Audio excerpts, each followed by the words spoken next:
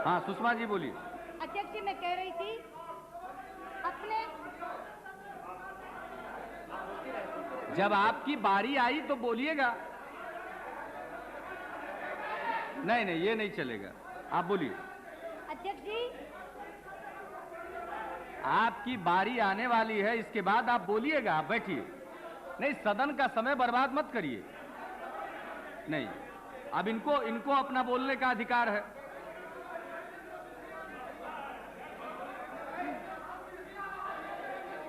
अध्यक्ष जी, अच्छी बात है।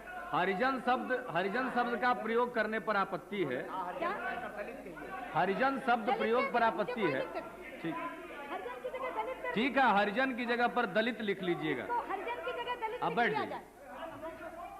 ठीक है। अगर मेरे सदन के किसी भी माननीय सदस्य को एक शब्द पर आपत्ति है तो शब्द बदलने में मुझे कोई ऐतराज नहीं। हरिजन की जगह रिकॉर्ड करने वाले दलित।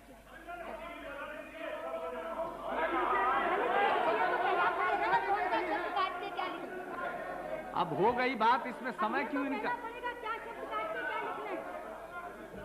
विश्वास मत पर जो चर्चा आज प्रधानमंत्री जी के बहुत संक्षिप्त भाषण से शुरू हुई, वो मेरे वरिष्ठ साथी आदरणीय जसवंत सिंह जी के धारदार तर्कों से आगे बढ़ती हुई विभिन्न आयामों को छूती हुई मुझ तक पहुंची है। मैं विश्वास मत का विरोध करने के लिए खड़ी हुई हूं।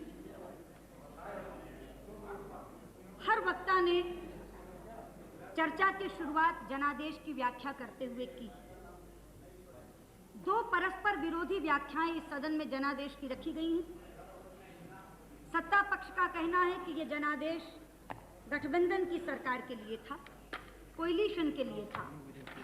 मेरी ओर से प्रश्न पूछा गया है कि क्या यह जनादेश कांग्रेस के साथ कोएलिशन के लिए था? ये प्रश्न अभी तक अनुत्तरित है। सबको देगा। मैं उम्मीद करूंगी कि कल प्रधानमंत्री जवाब देते हुए अपनी बात इससे शुरू करें कि क्या ये जनादेश कांग्रेस के साथ कोएलिशन के लिए था। अध्यक्ष जी, जनादेश की जो व्याख्या चाहें आप स्वीकार करें, लेकिन एक दृश्य जो इस सदन में उपस्थित हो रहा है उसकी अनदेखी आप नहीं कर सकते। आज से पहले इस सदन में एक दल की सरकार होती थी और बिखरा हुआ विपक्ष होता था, लेकिन आज बिखरी हुई सरकार है और एकजुट विपक्ष है। क्या ये दृश्य अपने आप में जनादेश की खुली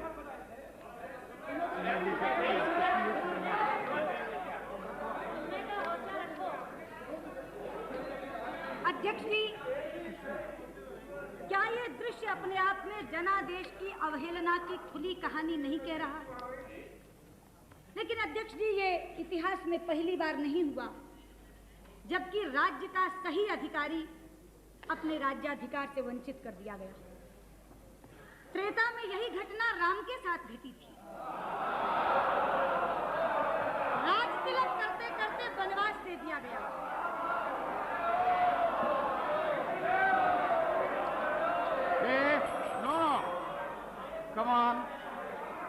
द्वापर में यही घटना धर्मराज युधिष्ठिर के साथ घटी थी जब धूर्त शकुनी की दुष्ट चालों ने राज्य के अधिकारी को राज्य से बाहर कर दिया था। अध्यक्ष जी, यदि एक मंथरा और एक शकुनी राम और युधिष्ठिर जैसे महापुरुषों को सत्ता से बाहर कर सकते हैं तो हमारे खिलाफ तो कितनी मंथराएं और कितने शकुनी इकट्ठे हम राज्य में बने कैसे रह सकते थे? अध्यक्ष जी, शायद राम राज्य और सुराज्य की नियति ही यही है। Please come on, don't make your speech so interesting.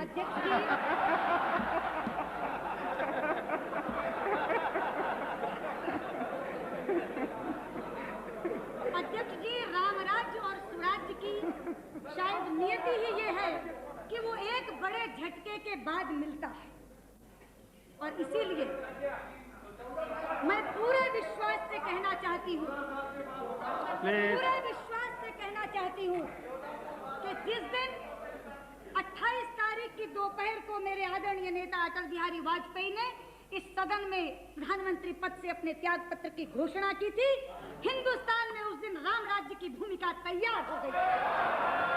Hindustan में उस दिन स्वराज्य की नींव पड़ गई। अध्यक्ष जी,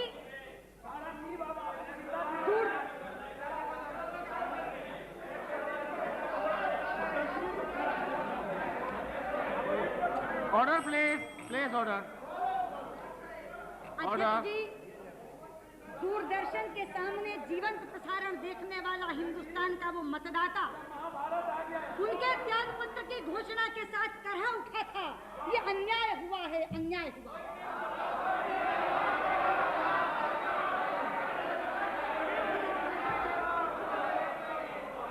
लेकिन अध्यक्ष जी, अन्यायी कभी ये स्वीकार नहीं करता कि वो अन्याय कर रहा है। अन्यायी तो अपने स्वार्थ को सिद्धांत का बाना पहनाकर इस तरह प्रस्तुत करता है जैसे सबसे बड़ा न्याय कर रहा है, और यही सदन में घटा। यही सदन में घटा। धर्मनिरपेक्षता का बाना पहनकर हम पर सांप्रदायिकता का आरोप लगाकर ये तमाम लोग एक साथ हो गए, एकजुट हो गए। कहा था मेरे नेता ने उस समय, धर्मनिरपेक्षता बनाम सांप्रदायिकता पर राष्ट्रीय बहस होनी चाहिए। चाहते हैं हम चाहते हैं कि इस देश के संविधान निर्माताओं ने धर्मनिरपेक्षता की क्या कल्पना की थी और इस देश के शासकों ने उसे किस स्वरूप में ढाल दिया, इस पर राष्ट्रीय बहस होनी चाहिए।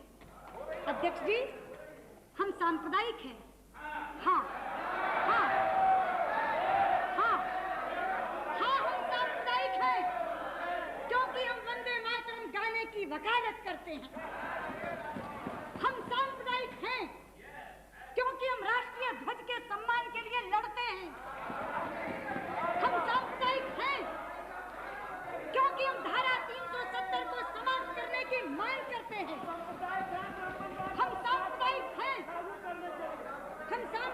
हैं क्योंकि हम हिंदुस्तान में गोरक्षा के वंश और वर्धन की वकालत करते हैं।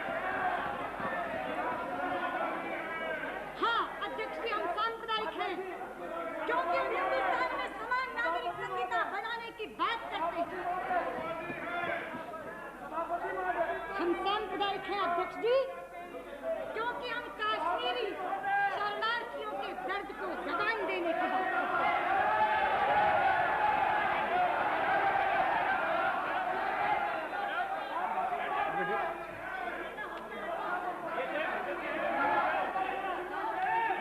अध्यक्ष जी, ये सेकुलर है। अध्यक्ष जी, ये सेकुलर है, ये धर्मनिरपेक्ष है।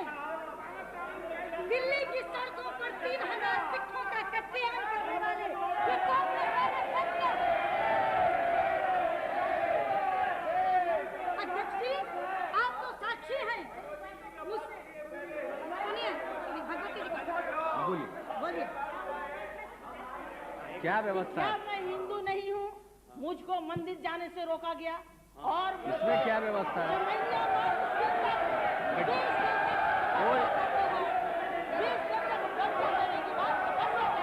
कोई व्यवस्था नहीं है, बैठिए।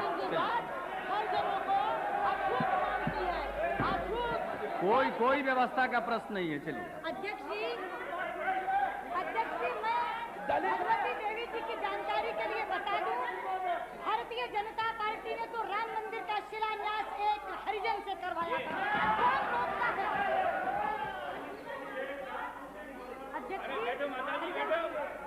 अध्यक्ष जी, मैं कह रही थी ये सेकुलर हैं, ये कांग्रेस जन। दिल्ली की सड़कों पर 3000 सिखों का कत्लेआम करने वाले ये कांग्रेसमैन सेकुलर हैं, और आप बिहार के साक्षी हैं। अध्यक्ष जी, मुस्लिम और यादव का जोड़ बैठा कर माई की राजनीति करने वाले ये जनता दल वाले सेकुलर। अध्यक्ष जी, अपने वोट बैंक को संतुष्ट नहीं नहीं, आप इन्हें बोलिए। बैठा देंगे तो। नहीं नहीं बोलिए, नहीं, आप इन्हें बैठा। आप बोलिए ना।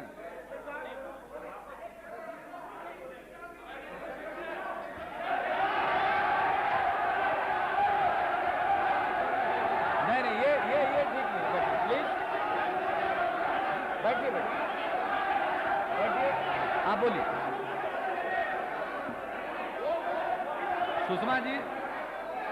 सुषमा जी जरा बैठ जाइए, बैठ जाइए, बंद से कर दीजिए।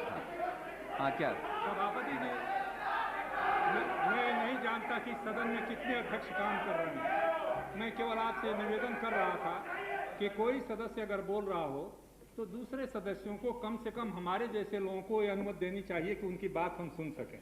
मैं नहीं जानता किस रोष में ये लोग बोल रहे हैं।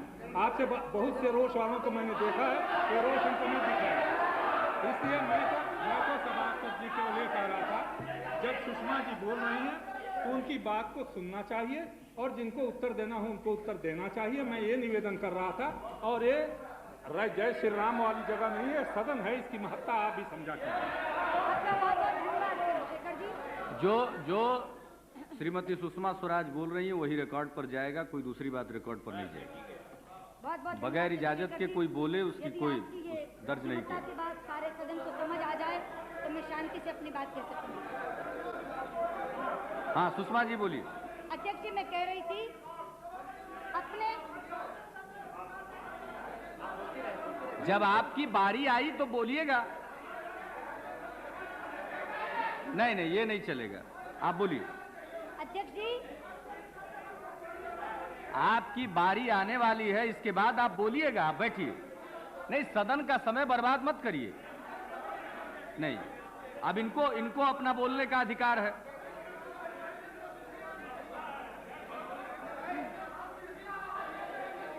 अध्यक्ष जी, अच्छी बात है। हरिजन शब्द का प्रयोग करने पर आपत्ति है। क्या? हरिजन शब्द प्रयोग पर आपत्ति है।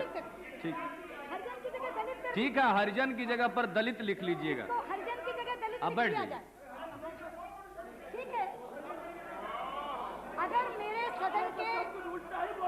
अगर मेरे सदन के किसी भी माननीय सदस्य को एक शब्द पर आपत्ति है तो शब्द बदलने में मुझे कोई ऐतराज नहीं। हरिजन की जगह रिकॉर्ड करने वाले दलित।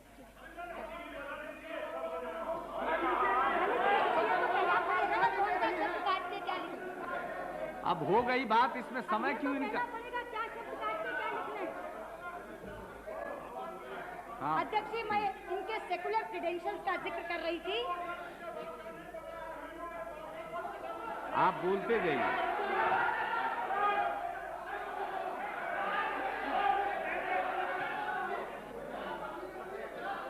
देखिए, कृपा करके आप लोग हाउस कंडक्ट मत कीजिए। चेयर है हाउस को कंडक्ट करने के लिए, आप बैठिए। अपने सदस्य को ही उससे व्यवधान उत्पन्न हो रहा है, आप इनकी बात सुनिए। अध्यक्ष जी, अपने वोट बैंक को खुश करने के लिए निर्दोष राम भक्तों पर गोलियों से भूनने वाले ये सपा वाले सेकुलर, चकमा शरणार्थियों को भगाने वाले और घुसपैठियों को बचाने की वकालत करने वाले ये वामपंथी सेकुलर हैं। सच्चाई तो ये है अध्यक्ष जी कि हम, आप कंटिन्यू करिए। सच्चाई तो ये है अध्यक्ष जी कि चूंकि हम अपने हिंदू होने पर शर्म महसूस नहीं करते, इसलिए हम कम्युनल हैं, इसलिए हम सांप्रदायिक हैं। और इस देश में जब तक आप अपने हिंदू होने पर शर्मिंदगी महसूस नहीं करते, आपको इन तथाकथित बुद्धिजीवियों से सेकुलर होने का सर्टिफिकेट नहीं मिल सकता। अध्यक्ष जी, सेकुलरिज्म की हमारी परिभाषा यह है कि एक हिंदू अच्छा हिंदू हो, एक मुसलमान अच्छा मुसलमान, एक सिख अच्छा सिख हो, एक ईसाई अच्छा ईसाई, और सब अपने अपने पंथों का अनुसरण करते हुए एक दूसरे के धर्मों का आदर करें। ये हमारी परिभाषा है।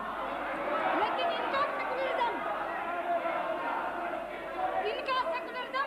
हिंदू को गाली देने से शुरू होता है, और अगर आप उस गाली देने के कार्यक्रम में शिरकत नहीं करते तो आप सेकुलर हो ही नहीं सकते। और मैं कहना चाहती हूँ, सरकार या ना सरकार, हमें सेकुलरिज्म की ये परिभाषा मान्य नहीं है। अध्यक्ष जी, आज से पहले तो केवल हिंदुत्व पर प्रश्न चिन्ह लगाया जाता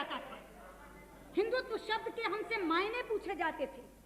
लेकिन पिछले विश्वास मत पर चर्चा सुनते सुनते मेरी आंखें डबडबा गई जब इस सदन में भारतीयता शब्द पर भी प्रश्न चिन्ह लगा। आज से पहले तो कहते थे इंडियन नेशनैलिटी की बात कर सकते हो, लेकिन इसी सदन में चर्चा के दौरान कहा गया, मैं तो बहुत कद्र करती हूँ मुरासली मारन जी की, लेकिन उन्होंने कहा we are different, you are different. आप कौन सी संस्कृति की बात कर रहे हैं? भारतीयता क्या होती है?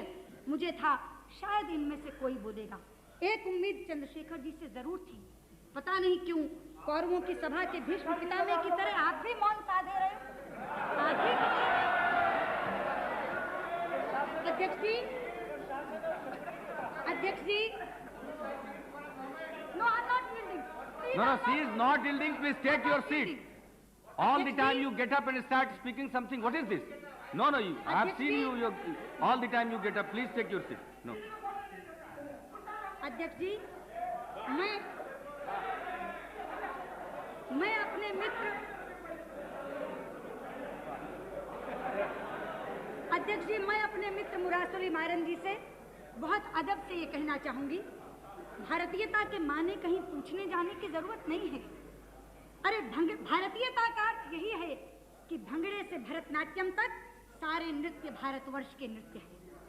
भारतीयता के माने ये हैं कि जम्मू के राजमा चावल और पंजाब की मक्की की रोटी से लेकर दक्षिण के इडली डोसे तक सारे आहार भारतवर्ष के आहार। भारतीयता का अर्थ यही है कि अमरनाथ से लेकर रामेश्वरम तक सारे तीर्थ भारतवर्ष के तीर्थ हैं। आप पूछते हैं कि एक संस्कृति के क्या मायने हैं?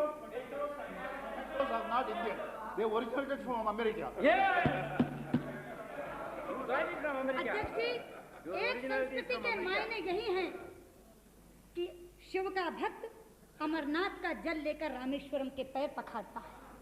यह एक संस्कृति के कारण हुआ है कि पश्चिम बंगाल में जन्मे हुए एनसी चटर्जी अपने बेटे का नाम सोमनाथ रखते हैं।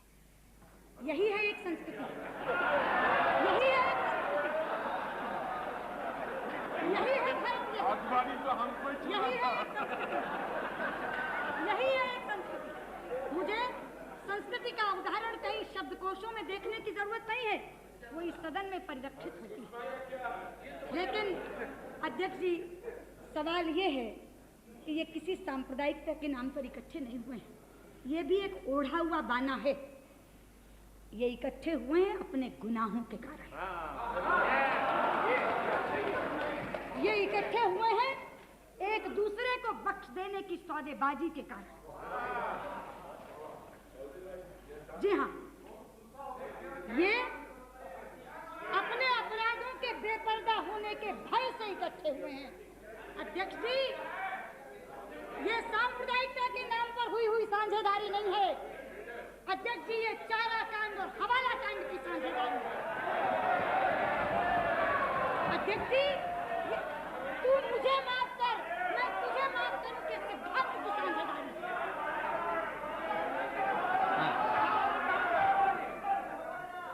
Sir, I am not so. Please, Somnath ji is on point of order. Please listen to him. My command over Hindi is so good, sir. I couldn't follow. I'm sorry. Saudabaji, I don't know. Refer to whom? What does it mean? Kindly tell us. समझने वाले समझ गए, जो ना समझे वो अनाड़ी। About whom you are referred to Saudabaji? हवाला कांड कहा तो आप Who are indulging in Saudabaji? Let us know. अध्यक्ष जी, Whom have you referred? Whom have you referred?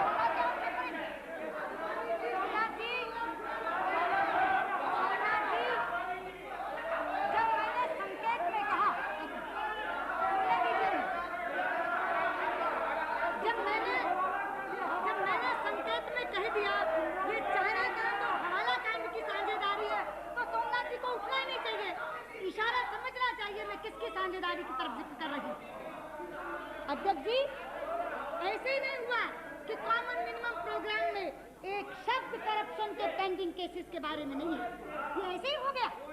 आखिर 4 लोग बैठे, सारी चीजों पर चर्चा हुई, लेकिन पूरे प्रोग्राम में से बोफोर्स गायब है, सेंट किट्स गायब है, जेएमएम गायब है, शुगर स्कैंडल गायब है, PSU डिसइन्वेस्टमेंट स्कैम गायब है। अरे जिनका ढंडोरा पीट के चुनाव में गए थे, Narasimha Rao epitome of corruption की चार्जशीट निकाल कर चुनाव में गए थे, आज उसके ऊपर एक शब्द भी नहीं। और यूरिया स्कैम के ऊपर कहते हैं प्रधानमंत्री, law will take its own course, कोई बचेगा नहीं।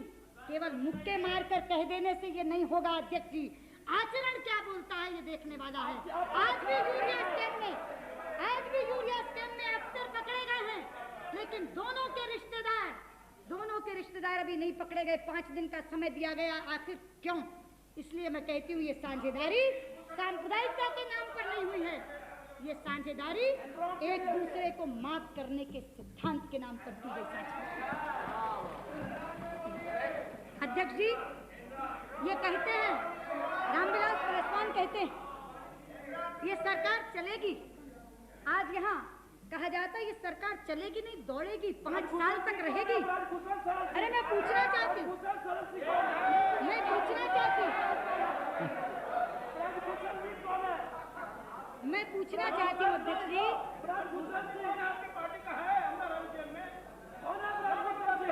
पूछना चाहती हूँ, मेरे नेता ने तो नहीं कहा, बयान तो पहला बीजू पटनायक का आया पहला बयान, this government will not last. किस घटक के हैं वो? भाजपा के। बुद्धदेव भट्टाचार्य का बयान आया, हाँ वही मैं कह रही, बुद्धदेव आचार्य का बयान आया, this government will not last for 6 months.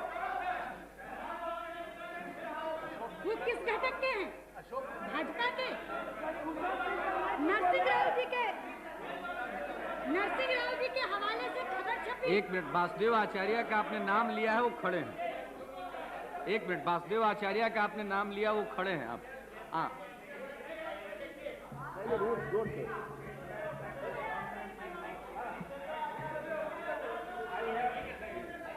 बोलो ना माएंगे।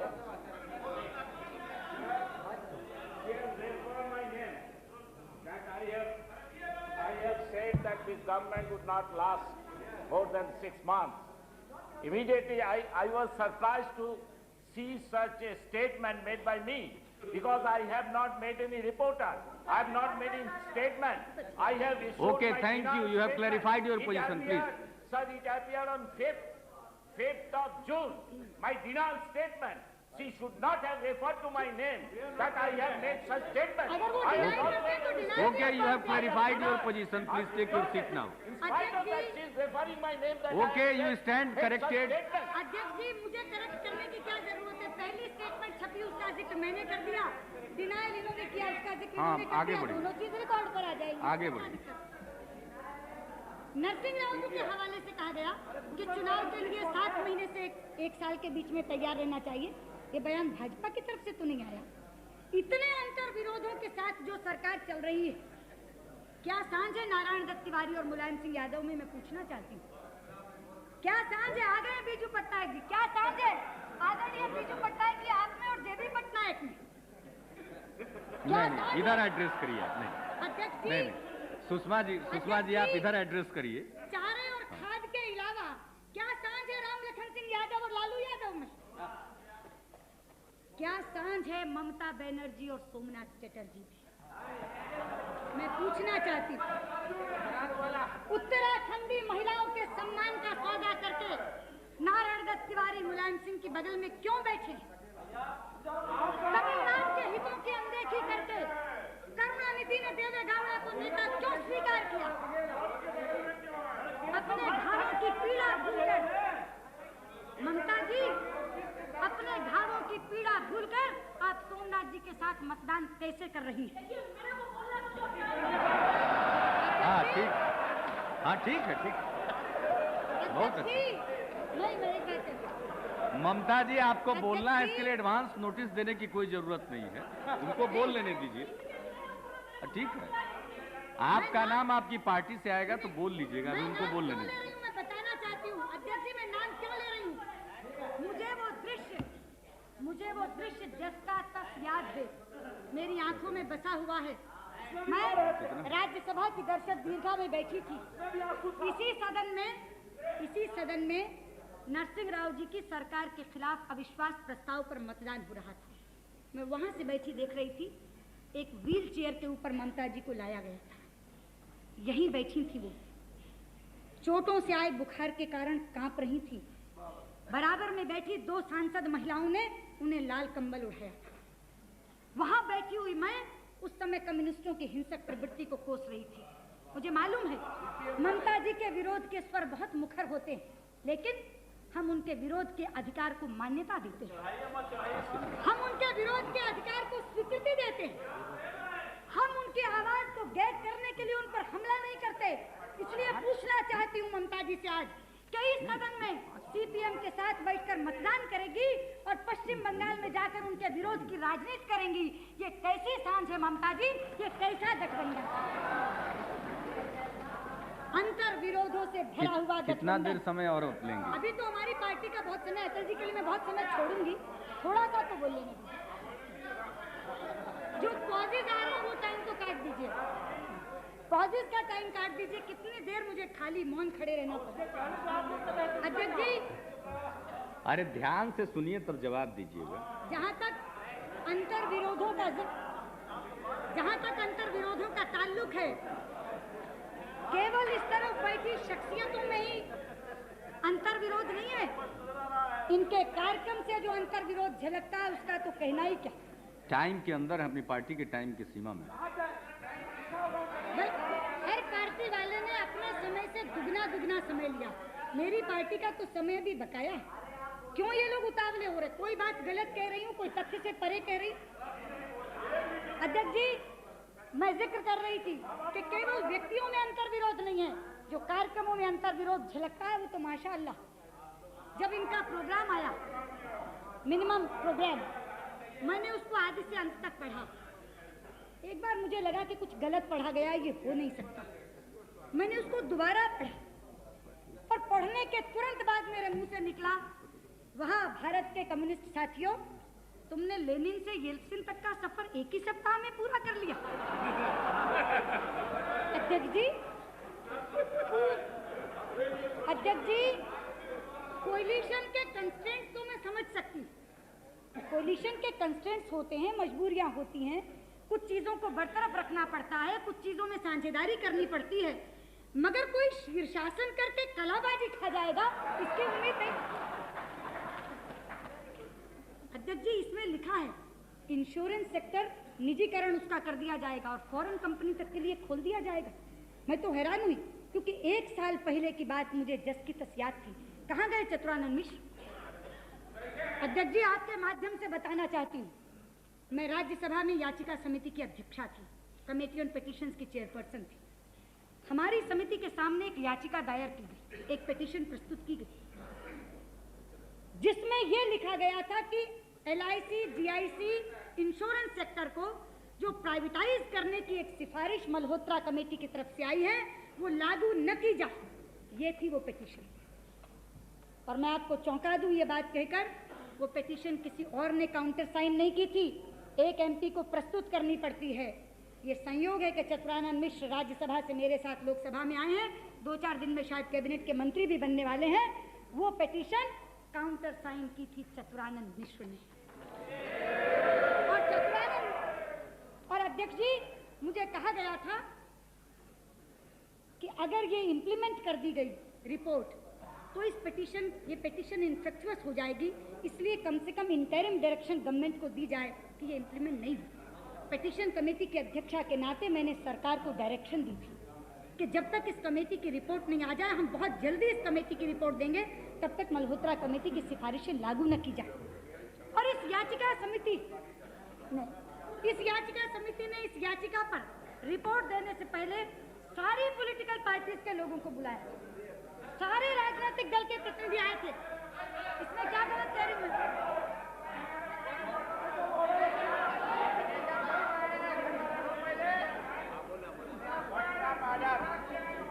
चलिए कंटिन्यू कीजिए।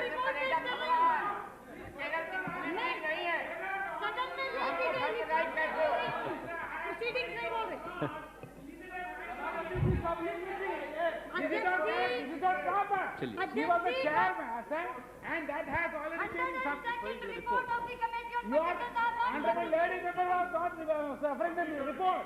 Honorable lady member was referring to whether an honorable member has signed or not, which according to me is not improper. It is improper.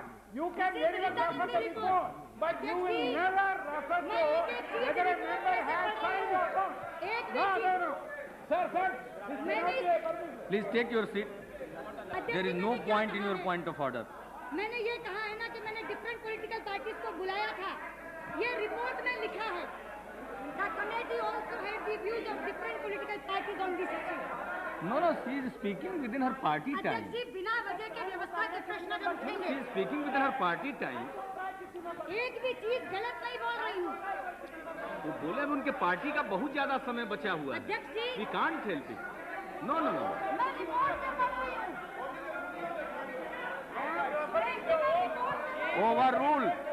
Overruled, Mr. Kalmadi. Please take your seat.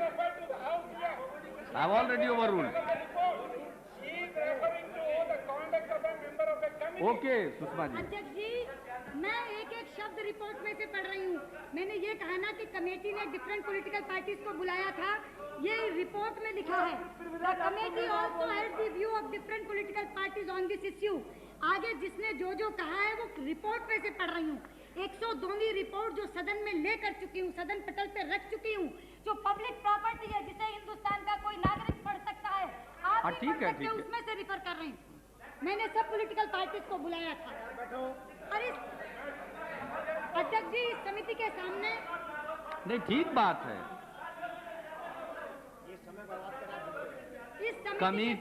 Committee की meeting में क्या चर्चा हुई उसको कोई नहीं बोल सकता है, लेकिन जो रिपोर्ट सदन में ले किया जा चुका है उसको रेफर कर सकते हैं, उसको कोट कर सकते हैं। ये सिंपल बात है। आप सब लोग पुराने सदस्य हैं और अनावश्यक समय बर्बाद कर रहे हैं। अगर वो रिपोर्ट जो सदन में ले किया जा चुका उसको रेफर कर रही है तो हाउ कैन इट स्टॉप हर? एक शब्द नहीं पढ़ रही हूँ। इस कमेटी के सामने मैंने राजनीतिक दलों को बुलाया, तो कांग्रेस के प्रतिनिधि आए। इस कमेटी के सामने कांग्रेस के प्रतिनिधि आए, भारतीय जनता पार्टी के प्रतिनिधि आए, CPI-M के प्रतिनिधि आए, जनता दल के प्रतिनिधि आए, सपा के प्रतिनिधि आए और जनता दल था उस समय चंद्रशेखर जी का, इनके प्रतिनिधि आए। Already I have given the ruling. You are not even listening to me. मेरा पॉइंट ऑफ ऑर्डर ये है कि आपने 2 दफे रूलिंग किया कि आपने उनके बारे में जो निर्णय देना दिया है उससे होते हुए बार उठकर व्यवधान ला रहे, ऐसा व्यवधान लाना।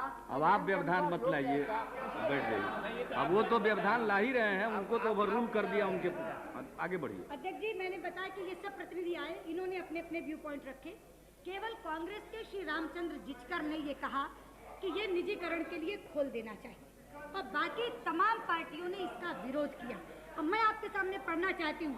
Shri Saroj Chaudhary, representative from CPI-M, Somnath ji आपकी पार्टी के, and Shri Y.D. Sharma, representative from CPI, in a joint evidence before the committee stated that the insurance market elsewhere in the developed countries were expensive. The companies coming from there would make enormous profit once they were here. And the various social security schemes presently available here would be ignored. Their contention was, Somnath जी जरा ध्यान से सुने तो अंग्रेजी में translation भी नहीं। Their contention was that the private companies would initially introduce most lucrative schemes, and after they had established themselves, they would be able to monopolize the industry. This, they feared, would give rise to unhealthy competition. Since the existing companies may not be able to stand in competition to those multinational giants, they said that the insurance sector here should not be privatized. ये उनका बिल्कुल concrete करके हमने इसमें किया। ये CPI और CPI-M का। मुलायम सिंह जी की पार्टी से रघु ठाकुर आए। Shri Raghu Thakur representing the Samajwadi party. Now he says he was of the view that organizations like GIC, a profit-making organization, should not be privatized. Profit should not be the sole motto in a service sector. Many a time, organizations in service sectors underwent loss, but in such events, the solution was to identify causes for such loss and rectify it, not to privatize it. अध्यक्ष जी, premiere घटक इस United front का जनता दल, जिनकी सरकार है, जिनके आप कुछ कहना चाहते हो? आप मिनिस्टर है, बोलिए। अगर कोई ऑब्जेक्शनेबल बात है तो बताइए, अगेंस्ट द रूल हो तो बताइए। नहीं, यू आर मिनिस्टर ना हो। वो रेफर कर रही है एक ऐसे डॉक्यूमेंट को जो हाउस में ले किया जा चुका है, इसमें क्या है? अध्यक्ष जी, प्रोसीडिंग नहीं, उसी को उन्होंने बताया, उस प्रतिवेदन से कोट कर रही है। What can I do? प्रधानमंत्री तवज्जो दें। नहीं, ये तो आजादी है, ये कोट कर सकते हैं, क्या रोक? नहीं, आप कोई रूल बताइए ना जिससे वो नहीं कोट कर सके, मैं उनको रोक दूंगा। बताइए कोई कानून। प्राइम मिनिस्टर, मैं आपके दल की बात कर रही हूँ। The honourable prime minister, I would like to draw your attention please. Now I am quoting from Janata Dal representative. Please Sushma ji, 1 minute.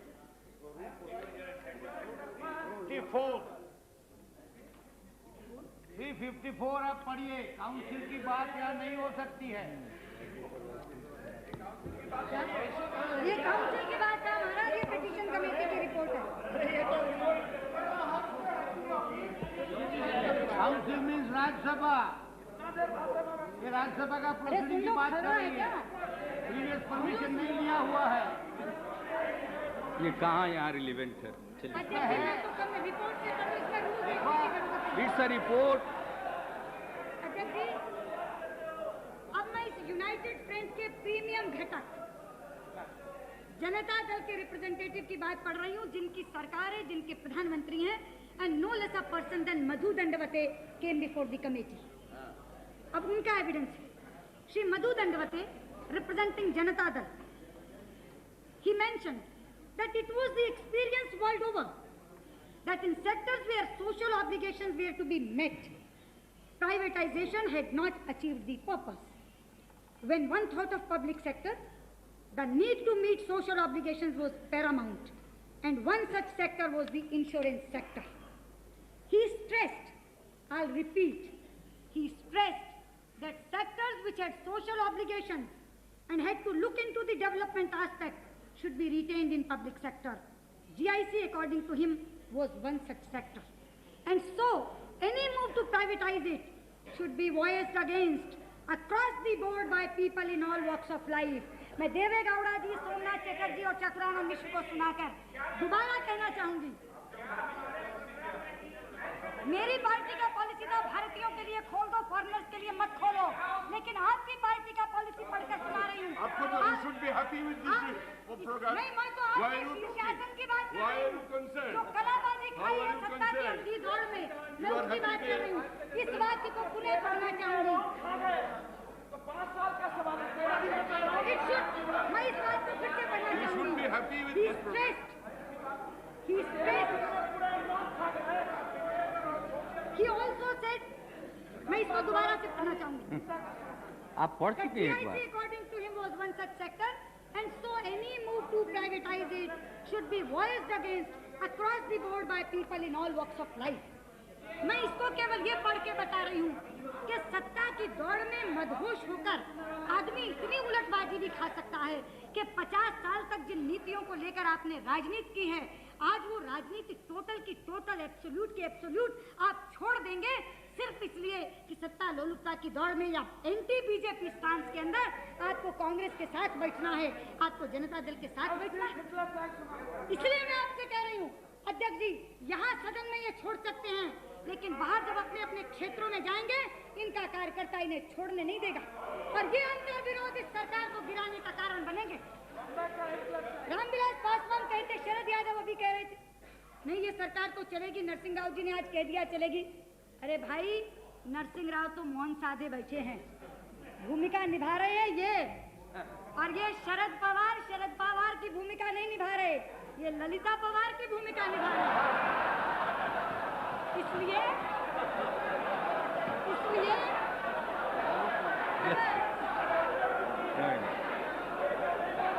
अगर कोई समझता है, please no, it will not go on record, this will not go on record.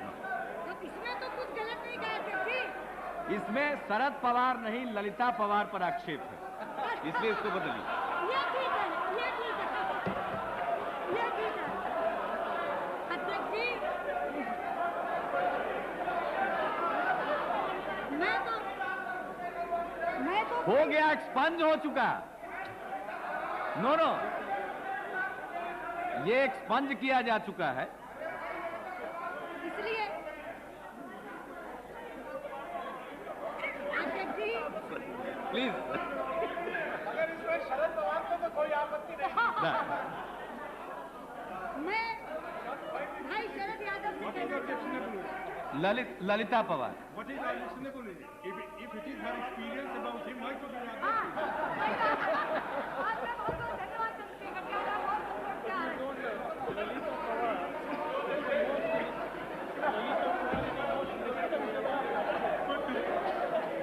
Country should know the level of अध्यक्ष जी, अब आप conclude करिए। अब समाप्त करें।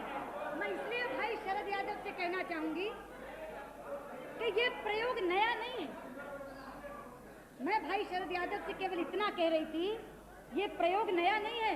ये प्रयोग आपके गुरु राजनारायण जी पहले कर चुके हैं। 20 दिन के अंदर कांग्रेस ने समर्थन वापस लिया था और मेरे आदरणीय नेता चंद्रशेखर जी बैठे 4 महीने के अंदर इनसे समर्थन वापस लिया था। आप किस आधार पर विश्वास कर रहे हैं? किस आधार? आपके विश्वास का कोई आधार होना चाहिए। इतिहास में भी कुछ नहीं सीखा। और मैं कांग्रेस की बात क्या करूं? मैं कांग्रेस की बात क्या करूं? मैं तो भाई शरद यादव से ही पूछूंगी कि भैया अपने समाजवादियों का इतिहास भी तो है। अभी कह रहे थे शरद यादव, डॉक्टर लोहिया यहाँ पर थे, डॉक्टर लोहिया थे। समाजवादियों के पास तो डॉक्टर लोहिया की 2 रेडीमेड उक्तियां सरकार बनाने और सरकार गिराने के लिए हर समय मौजूद हैं। पहली, डॉक्टर लोहिया ने कहा था कांग्रेस को हराने के लिए शैतान से भी हाथ मिलाना चाहिए। और दूसरी कहे थे डॉक्टर साहब, सुधरो या टूटो। तो अध्यक्ष जी, अब तो कांग्रेस की जगह भाजपा को फ्रेम में रखकर शैतान से हाथ मिलाने की वकालत कर रहे हैं शरद जी। मगर थोड़े दिन की बात है, जब होगा सुधरो या टूटो। और हो भी क्यों नहीं शरद यादव, बहुत सही बात है। 65 लाख वाले मंत्रिमंडल में और 3 लाख वाले बंडल में, तो क्यों नहीं बोलेंगे? क्यों नहीं बोलेंगे? निश्चित तौर पर चंद दिनों की बात है जब ये होगा सुधरो या टूटो। इसलिए मैं एक बात कहकर अपनी बात समाप्त कि ये जो कहा जा रहा है कि सरकार 5 साल चलेगी, 5 साल चलेगी, नहीं अध्यक्ष जी, this political orchestra will disperse even before the show begins. They are so used to singing their own tunes. ये जो एक सामूहिक मंडली एक समूह गीत गाने के लिए आई है, ये अपना अपना राग अलापने के लिए इतने आदी हैं कि गीत शुरू होने से पहले ये शिराजा बिखर जाएगा। लेकिन हाँ, जितने दिन ये देश आपके हाथ में रहे, ईश्वर इस देश की रक्षा करे, ये प्रार्थना करते हुए मैं विश्वास मत का विरोध करती हूँ।